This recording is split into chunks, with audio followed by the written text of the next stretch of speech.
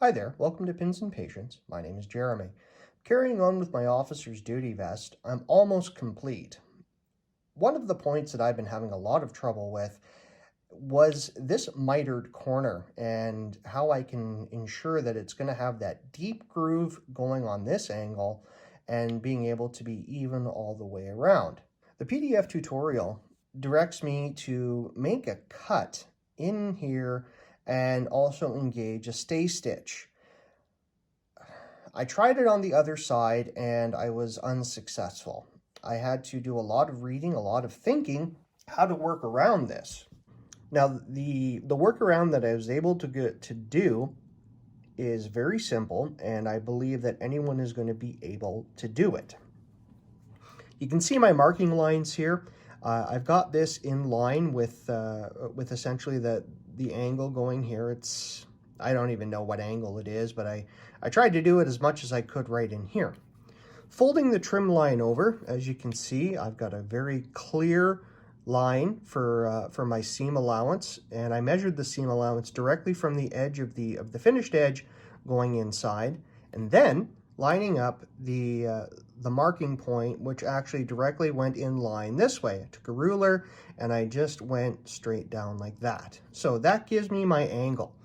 Now, the next step that you're going to do is you go from the finished edge, following along your marked point, and you're going to go fairly deep into the trim. That's okay. That's important. Then the next step is you're going to again work it around and then get to this point and fold it in.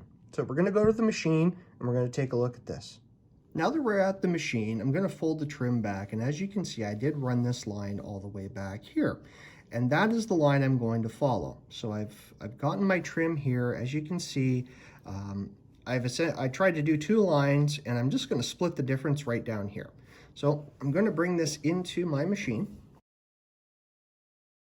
Going to line up the two marking points that I had. And bear in mind, you really shouldn't have two marking points, but again, I was just trying to play around, find the angles. And most importantly, the marker that I used is 100% water soluble. So if I really wanted to start over, spray some water on it, let it dry, restart. Okay, presser foot's down, needle down. Just using, again, a zipper foot gives me a good amount of control.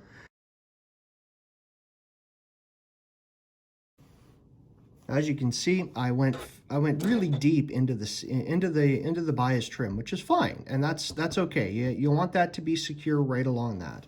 Now we're going to go back along here, along the seam allowance here.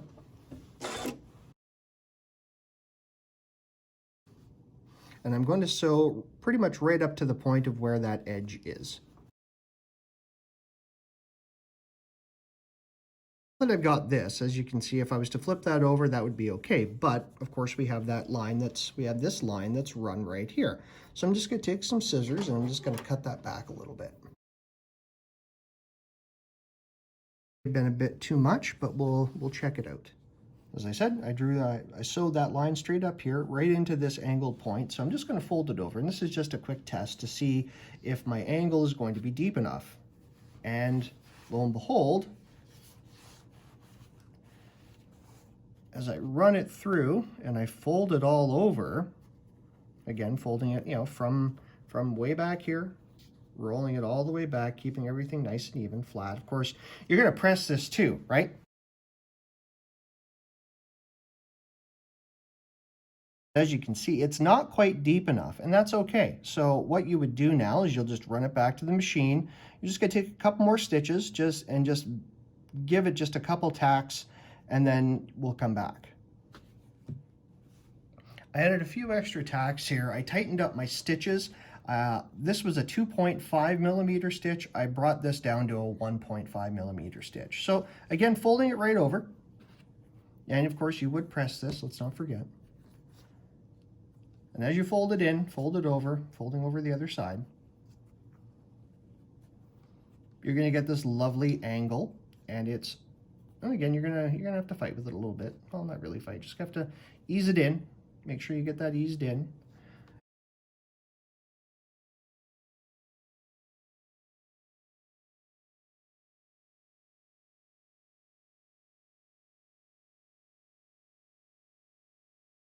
That took me a little bit, I get it, but at the same time, now you have the idea. You have to ease it in, start from further back, and then ease the fabric into the joint. And now I'm going to run some stitches along here, and then we'll come back and we'll show you the final edge. I have my trim pinned. I'm just going to adjust my needle to the right side. I'm just going to run a stitch right along the marked line.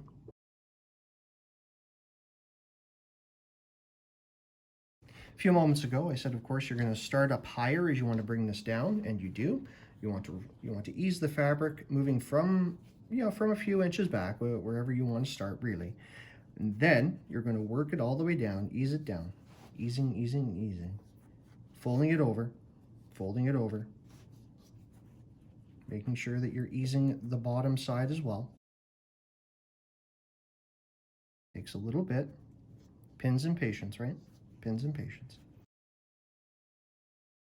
Now that's not bad, just laying it flat as it is. But if you'll notice, I've got this little gap in here. So I just want to see where my stitch line was going to be and if I had to move back a little bit. So clearly I do.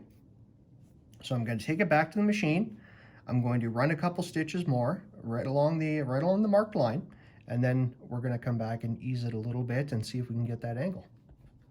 I've run those stitches, and I've only gone probably about a ½ an inch of extra stitching right along here just to secure that. I think it turned out really well. Got some threads here that need to be trimmed. Starting a couple inches up from the corner, up from the edge, again, coming back over, rolling it over. So I'm already getting a really hard angle, and that's the type of mitered angle that you want to see. That's the type of mitered angle I think is what you would see in photographs, and I believe relatively close to on screen. I know how many people are so focused on 100% screen accuracy. Anyway, moving forward. Now, take your index finger and roll this underneath, holding that edge, right? See how crisp that is? Then we're going to take the other side, so that's held in place.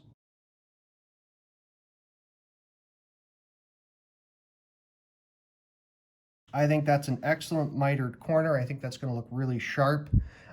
It's pretty much right in line with exactly where it is. I'm very happy with that.